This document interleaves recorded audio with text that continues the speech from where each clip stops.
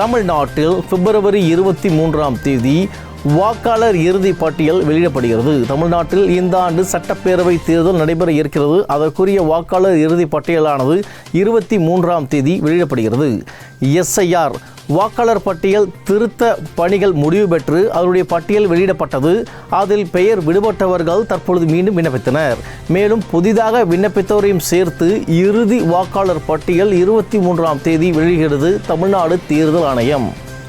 போதைப் பொருள் கடத்தல் மையமாகும் அகமதாபாத் சர்வதேச விமான நிலையம் அதிர்ச்சி தகவல் வந்துள்ளது. அகமதாபாத் சர்வதேச விமான நிலையத்தை பல்வேறு நாடுகளைச் சேர்ந்த போதைப்பொருள் கடத்தல் கும்பல்கள் வழித்தடமாக பயன்படுத்துவதாக தகவல் வந்துள்ளது. இதன் அடிப்படையில் பல விசாரணைகள் தற்போது நடைபெற்று வருகிறது. 2024ஆம் ஆண்டில் இருந்து தற்போது வரைக்கும் 2026 வரைக்கும் 33 வழக்குகள் விமான நிலையத்தில் பதிவு செய்யப்பட்டுள்ளது. இவை அனைத்துமே போதைப்பொருள் கடத்தல் பிரிவின் கீழ் செய்யப்பட்டுள்ளது. சுற்றுலா தலங்களை திறக்க முடிவு. கடந்த ஆண்டு பஹல்காமில் நடைபெற்ற தீவிரவாதி தாக்குதலால் சுற்றுலா தலங்கள் அனைத்தும் காஷ்மீரில் மூடப்பட்டது. இதனை அடுத்து இந்த மே மாதத்தில் மீண்டும் சுற்றுலா தலங்களை திறக்க ஜம்மு காஷ்மீர் மாநில அரசு முடிவெடுத்துள்ளது. அதனுடன் சேர்த்து புதிதாக 9 சுற்றுலா தலங்களை திறக்க ஜம்மு காஷ்மீர் மாநில முதல்வர் உமர் அப்துல்லா தற்பொழுது உத்தரவிட்டுள்ளார். இந்தியாவில் AI செயற்கை நுண்ணறிவு தரவு மையத்தை அமைக்க சுமார் $100 பில்லியன் முதலீடு செய்கிறது அதானி நிறுவனம். இந்தியாவில் டேட்டா ஸ்டோரேஜ் நிறுவனங்கள் மற்றும் அந்தருடைய வேலை பணிகளுக்கு வரிகள் இல்லை என தற்போதைய நிதி அமைச்சர் நிதி பட்ஜெட்டில் வாசித்தார். அதனைத் தொடர்ந்து பல நிறுவனங்கள் இந்தியாவில் டேட்டா ஸ்டோரேஜ் ஃபேக்டரியை அமைக்க தீவிர முயற்சிகளை மேற்கொண்டு வருகிறது.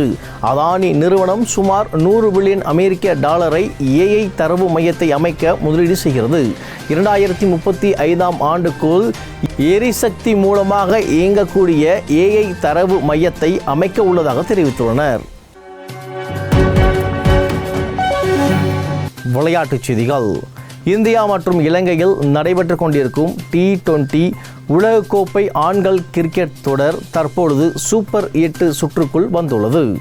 12 அணிகள் தற்பொழுது இந்த உலகக்கோப்பை தொடரில் இருந்து வெளியேறியுள்ளனர். இந்த சூப்பர் 8 சுற்றில் இந்தியா மற்றும் தென்னாப்பிரிக்கா அணிகள் நாளை மோதுகிறது. முக்கிய அறிவிப்புகள். சென்னை குன்றத்தூர் நந்தம்பாக்கத்தில் வரும் சனி மற்றும் ஞாயிற்றுக்கிழமை பிப்ரவரி 21 மற்றும் 22 ஆகிய 2 நாட்களும் நந்தம்பாக்கம் ஊழியர்கள் ஜெப ஐக்கியம் நடத்தும் இயேசு உழைக்கிறார் சிறப்பு ஆசீர்வாத பெருவிழா கூட்டமானது மாலை 6 மணிக்கு நடைபெறுகிறது.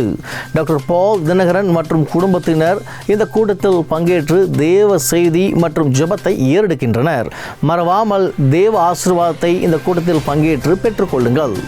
வேதத்தில் அருமையாக ஒரு வார்த்தை சொல்லப்படுகிறது. லேவியாகமம் 26:6 தத்தளிக்க பண்ணுவார் ஒருவரும் இல்லாமல் படுத்துக் கொள்வீர்கள் என்று வசனம் சொல்கிறது.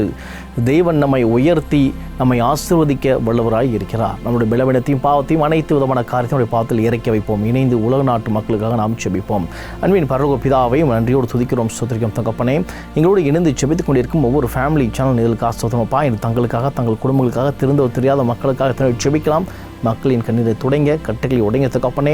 பிரிந்த குடும்பத்தை தேவன் ஒன்று சிதைக்கும் செபிக்கிறோம். உணவு இல்லாமல், இருக்க இடமில்லாமல், வேலைகள் இல்லாமல் எத்தனையோ மக்கள் கஷ்டப்படலாம். நிலைமைகள் ஆசீர்வாதமாக மாறட்டும் தகப்பனே. உலகத்தில் யுத்த சத்தங்கள் முடிவுக்கு வரட்டும். அமெரிக்க ஈரான் நாடுகளுக்கு மத்தியில் ஒரு சமாதானம் உண்டாகும்படி செபிக்கிறோம். உக்ரைன் ரஷ்யா போர் முடிவுக்கு வரட்டும். காசா முனை பகுதி இஸ்ரேலில் ஒரு சமாதானம் மீறி நாங்கள் செபிக்கிறோம் தகப்பனே. அப்பா ஒவ்வொருத்தரையும் பலப்படுத்துங்க. அப்பா ஒவ்வொரு நாளும் விசுவாசத்தை ஜெபிக்கும் இந்த ஃபேமிலி சேனல் வாழ்க்கையில் நீங்கள் அதிசயத்தையும் அற்பத்தையும் செய்கிறீங்க. எங்களுக்கு தினமும் கிடைக்கிற ஒவ்வொரு சாட்சிகளுக்காக உங்களுக்கு நன்றி செலுத்துகிறோம். இன்னைக்கு விசுவாசமாக ஜெபித்திருக்க இவர்களையும் தேவன் சாட்சிகளை ஏற்படுத்துங்க. மேலான வகையில் நம்முடைய கரங்கள் எப்படி இருக்கும் அதனை தாழ்த்துகிறோம். ஒவ்வொருவரை உயர்த்துகிறோம். இயேசு கிறிஸ்து நாமத்தில் ஜெபிக்கிறோம். எங்கள் ஜெபங்கள் ஜீவன் நல்ல பிதாவே. ஆமேன் ஆமேன். நேர்களே, இன்னைக்கு உலகில் இப்போ நிகழ்ச்சியில் உங்களுக்கு தேவையான பல சுவாரஸ்யமான தகவலும் கிடைச்சிருக்கும் அப்படின்னு நம்புகிறோம். மீண்டுமாக மற்றொரு நிகழ்ச்சியில் உங்களை சந்திக்கும் வரை உங்களிடமிருந்து விடைபெறுகிறோம். ஒளிப்பதிவாளர் பிரபுவுடன் உங்கள் வேலன்.